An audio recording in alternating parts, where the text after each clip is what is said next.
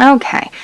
Now, the beginning of every row, I do a slip stitch, and that just helps it to lay a little flatter. You don't really do anything. It's just the yarn is coming from this peg. You can see it's going in that direction. So you skip the first peg and you wrapped the next ones. And you take your bottoms over the top. Alright, so now we need to do an increase. And to do an increase, all we're going to do is we're going to take the stitch, make sure your yarn is back behind everything, the working yarn. Take the stitch off the last peg and put it on the next peg.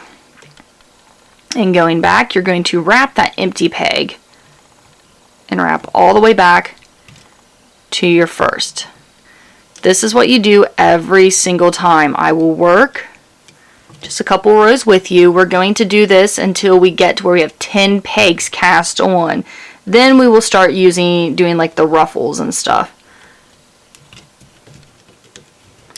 But for the most part, once you get just the basics of the increase and then how you do the ruffles, it's just the same. You just increase every row. Alright. Take that off that peg. Put it on that one. Tighten it up. Go back to the first. Take all the bottoms over the top.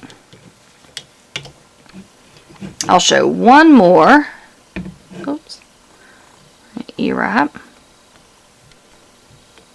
All the way to the last.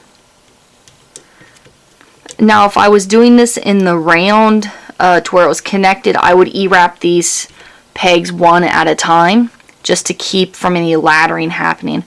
Okay, so we take, our yarn is from this last peg, so we're going to take over to the next peg, put it on, tighten it, push those down,